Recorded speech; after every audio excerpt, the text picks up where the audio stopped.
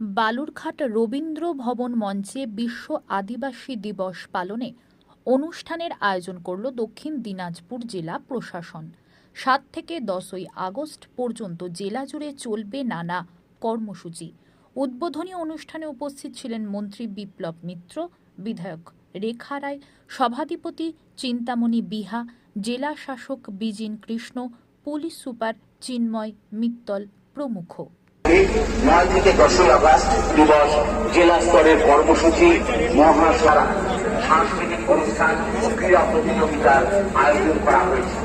উক্ত অনুষ্ঠানে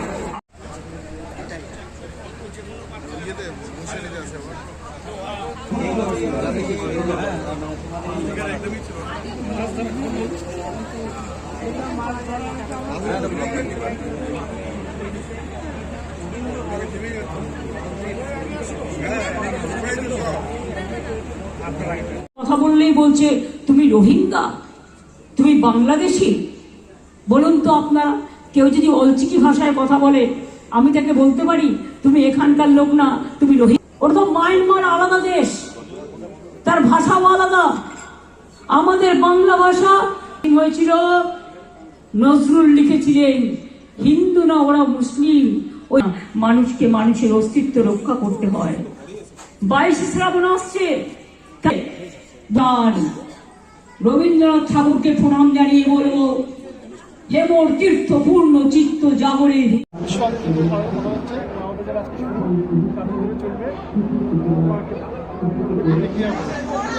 প্রতিক্রিয়া আমার তো ব্যক্তিগতভাবে খুবই ভালো, এই কারণে যে আমাদের যারা অ্যাকচুয়ালি প্রথম মানুষ আমাদের সভ্যতার সেই আদিবাসী যাদের আমরা বলি, যে জন্য সেই আদিবাসী মানুষদের জন্য সারা পৃথিবী জুড়ে সমস্ত দেশে দেশে যে মানুষগুলো চিহ্নিত হয়ে আছে আদিবাসী মানুষ হিসাবে, সেই মানুষগুলোর জন্য আমাদের ইউনাইটেড নেশনস থেকে একটা দিন 9 আগস্ট এটাকে নির্ধারিত করা হয়েছিল, খুব সম্ভবত 1993, এবং সেখান থেকেই হচ্ছে যে এই মানুষগুলোকে যারা আদিবাসী বলে চিহ্নিত, এই মানুষগুলোকে একটা বিশেষ নজর দিয়ে দেখা দরকার, বিশেষ সম্মান এদের দেওয়া উচিত।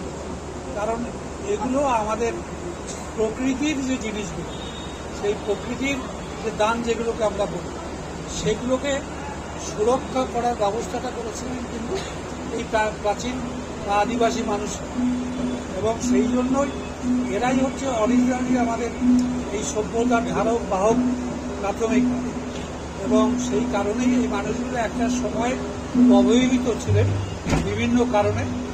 সেগুলো আমাদের ইউনাইটেড নেশনস থেকে, রাষ্ট্রসংঘ থেকেই এটাকে হচ্ছে একটা স্বীকৃতি দিয়ে আদিবাসী দিবস হিসাবে গোটা ওয়ার্ল্ডে এটা পালন করার ব্যবস্থা হয়েছে, এবং আমাদের ভারতবর্ষেও এটা প্রত্যেকটা রাজ্যে রাজ্যে এটা পালন করার ব্যবস্থা হয়েছে।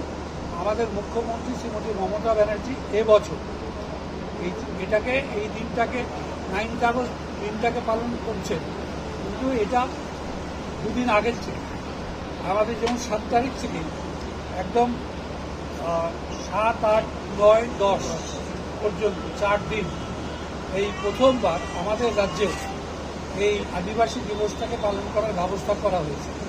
কারণ একটা গুড নাম্বার আপনার আদিবাসী মানুষ তারা প্রত্যেকটা রাজ্যেই আমাদের আছে, আমাদের পশ্চিমবাংলাতেও আছে। আমাদের দক্ষিণ দিনাজপুর জেলা এদের সংখ্যা কম নয়, প্রায় 16% উপরে। সুতরাং এই মানুষগুলোকে বাদ দিয়ে আমাদের কোনো কাজই হতে পারে না কখনো, এবং এটা আমাদের সরকার এই আমাদের বিশ্ব জুড়ে এই আদিবাসী দিবসটাকে অত্যন্ত ধুমধামের সঙ্গে পালন করার ব্যবস্থা করেছে, এবং আদিবাসী মানুষরা তাদের নিজেরা জানুন এবং তারা তাদের যে প্রয়োজন সেটা সরকারের কাছে অবহিত করুক, এবং সরকার এই মানুষগুলোর পাশে দাঁড়াতে চাইছে সর্বশক্তি দিয়ে, যাতে এই মানুষগুলো সেভাবে প্রকৃতিকে একসময় রক্ষা করার দায়িত্ব নিয়ে পৃথিবীকে বাঁচান।